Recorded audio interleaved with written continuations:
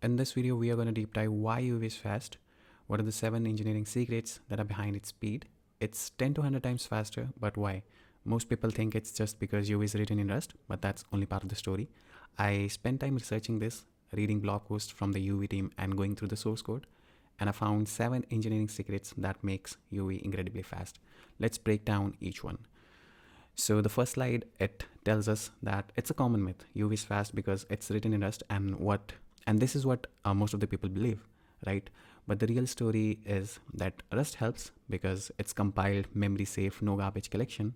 But here's the real story. It doesn't alone explain 100x speed up. The speed comes from 3 things. So the first one is that it does less work. What do I mean by less work? So pip has been around since 2008 and it has to support years of legacy. So as you can see, earlier we used to use .exe files, which was a 2004 format, and right now no one uses it. Like barely anyone uses it anymore, and pip has to support this. And then multiple configuration locations. So pip.conf can be in 5 different places, and pip has to compile that as well. And then there's this bytecode compilation. Whenever you run pip install any library, it actually install all the libraries by compiling them into bytecode, which takes so much time. And then there's this upper bounds, which causes unnecessary dependency conflicts during dependency resolution. So this makes pip very slow, but UV skips all of this. It has a clean slate design, no legacy baggage, and there's this quote as well. Every code path you remove is time you save. So this alone makes UV faster because UV doesn't have to support all of this. UV starts fresh and it skips all of this. Let's move to the second slide, which is that UV doesn't require Python at all. So whenever you run pip install any library, so initially it has to start the Python interpreter. Why? Because pip is written in Python. So every time you run pip install, it starts the Python, it loads pip module, it parses configuration files, and then the actual work begins. It tries to fetch the pip library, and then it tries to install that library by resolving all the dependencies that it has. So as you can see, this whole process of starting the Python, it almost wastes 300 milliseconds, but in UV it's instant. Why? Because UV doesn't require Python at all. It's a compiled binary, and yeah, it just does the real work directly. It doesn't even need Python at all. So it saves here, you can see 300 milliseconds. It doesn't even need to start Python at all. So in this way, it's very fast as comparison to pip, because startup cost is almost negligible. And also there's no GIL, which we will discuss later. Okay, let's move to next slide. The third secret is that it learns from mistakes. What do I mean by that? So pip tries everything. So when it tries to resolve dependencies, it tries everything by using simple backtracking approach, which you might be familiar in graphs. So let's say it tries to install Flask 3.0 and it sees a conflict with some another library that it might be incompatible. So what it will do is it will backtrack, it will try Flask 2.9, and then again if conflict happens, it will again backtrack, it will try Flask 2.8. So in this way, it'll keep trying until conflict doesn't come. So in this way, it can try up to 50 versions one by one until something works. So in this way, it's like very slow because it follows the simple backtracking approach. But UV is smart. It learns why it fails. So when it tries to install Flask 3.0, it sees the conflict, but UV is smart. It tries to understand why it's failing. And after understanding that, okay, this is the reason why it's failing, it directly skips all these, you can say, branches. It doesn't even try all these Flask version. It directly jumps to solution instantly. It skips all millions of bad combinations. And this approach is known as CDCL, which is known as conflict-driven clause learning, which is also used in chip designs tools as well. So in this way, UV is fast because it does the dependency resolution much faster as comparison to pip. Okay, let's move to next slide. So the fourth secret is tiny version numbers. So during dependency resolution, UV compares Python version numbers millions of times, and how UV compares them fast. So this is a traditional approach. So pip follows the complex structure approach, where you have multiple fields for each, you can say, the fields that you have in the version. So in Python, version generally looks like this, like 2023.4.1 or 1.0.0. So in this version, you have different fields that are separated by dot, and each field can be categorized as, so the first field can be major, second field can be minor, third field can be patch, and the fourth field can be related to pre-post versions, right? And the traditional approach in this pip tries to categorize these versions into a complex structure which can have multiple fields. And when pip tries to compare the version, it actually compares the structure. And comparing structure is very difficult for the CPU, and CPU can take a lot of load in that, and it can be slower when it compares complex structure. But in the right side, you can see UV doesn't go with this traditional approach. It basically tries to pack your version into 8-byte number, as you can see in this diagram. So first few bits will be reserved for the major part. The next 4 bits will be reserved for minor part, and then patch, and then pre-post.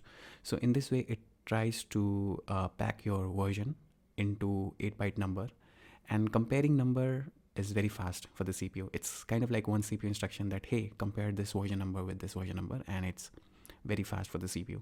It's 50x faster than the traditional approach. And all the versions that we have in Python, like around 90% plus versions, they fit in this 8-byte approach that UV follows. It's 50x faster. And the remaining 10% versions that don't fit at all in this 8-byte number, it follows the traditional complex struct approach for them. So hence UV is much faster in version comparison as well. Okay, let's move to next slide. So the fifth secret is that it downloads smarter. Here's something that most people don't know. So whenever you run pip install something, it downloads the wheel file, and wheel files are actually zip archives. And this is how generally zip archives structure looks like. In the zip archive, you have all the file contents in basically, 99%, like the very first indexes you can see. So initially you will have all the package code, and in the end you will have index and metadata. So when you run pip install something, let's say you are installing PyTorch, which is almost 700 MB data. It tries to download this zip archive in your current directory just to read the dependencies, because pip needs to know what are all the dependencies that this library depends on to resolve them one by one using backtracking. So it basically install the full zip file just to read the dependencies. But UV doesn't even need to do that, because you can see zip archive structure is like this, where you have 99% of the file with package code, and in the end you have index and metadata.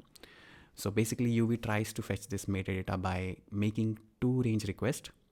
So it makes the HTTP request to first get the index, which is usually last 64 KB. And after getting the index, it knows where the metadata will be in this whole zip file. And it tries to fetch the metadata by using the next HTTP range request.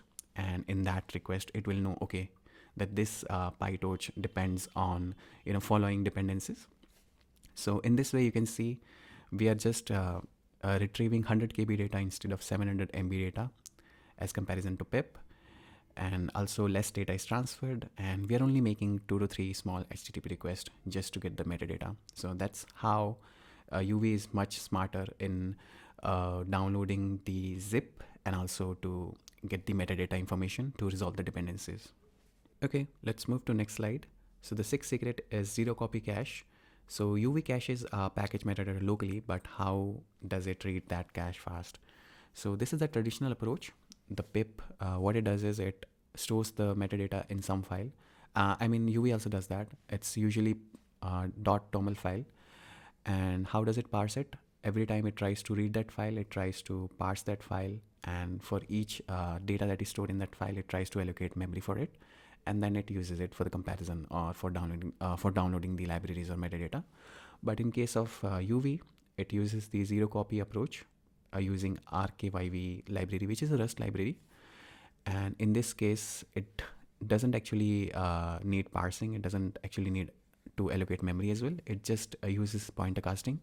And with that, it tries to read the data from the cache, and it uses it directly. So in this way, it is basically excluding parsing, memory allocation, no data copying. So that's how it's O1, which is instant, and yeah, it's very fast as comparison to pip. Okay, let's move to next slide. So the last secret behind the speed of UV is hard links. So what are hard links? I'm going to explain it to you in detail in a few minutes. So this is a traditional approach. What pip does is whenever it tries to install any project or library, it basically copy that wheel file into your project directory. So let's say you have 3 projects and each project requires the same library. So every time you run pip install, it installs that library in all these 3 projects. And numpy library is almost 80 MB. So in all of the 3 projects, it will be almost 240 MB disk space, which is kind of like a lot of space that it would be consuming. But in case of UV, it doesn't do that. In case of UV, it keeps only one copy of the library in a global cache. So this blue component here is kind of like a global cache, which will be stored in your computer.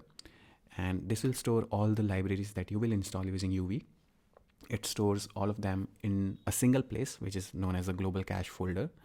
And in all these 3 projects, we'll create hard links, which are basically kind of like a link or a pointer that will point to this particular library that is stored in your cache. So it only needs to install that library once in the global cache. UV doesn't install them in each project, and it saves you a lot of disk space.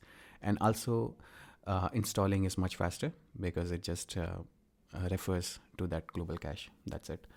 So yeah, 3x less disk space, warm installs. These are very instant, and virtual environments are also disposable.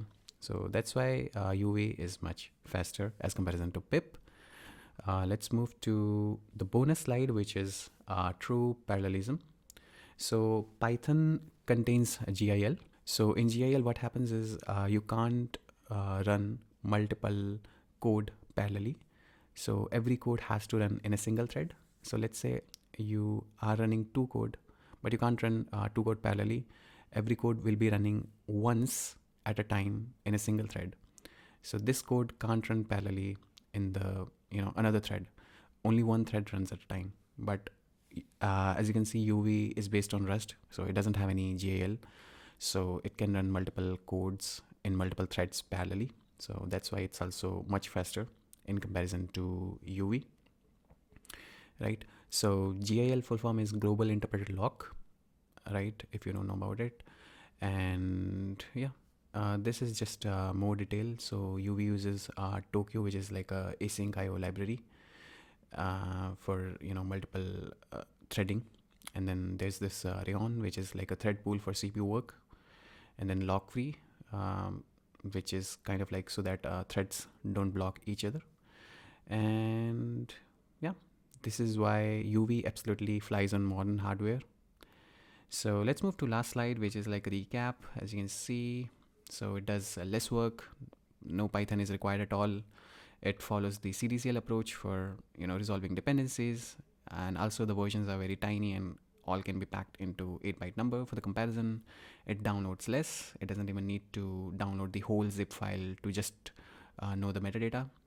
And then there's this zero copy approach for parsing toml files. It uses RKYV library, which is kind of like instant cache reads. And the last secret is hard links, which helps you in installing the library faster. And then there's this parallelism, because UV in the backend, it does a lot of work, and obviously it will be using a lot of threads to do that work. So it can run all of that code parallelly, and it doesn't even need to depend on GIL, which on which Python basically depends. So that's why Python is much slower. So yeah, in this way, Python pip. In this way, UV is like very fast, 10 to 100x faster than pip. If you haven't tried UV yet, you can just run pip install UV. You can use it. You can feel the difference immediately. So yeah, thanks for watching. If this helped you understand Python tooling better, hit subscribe. See you in the next one.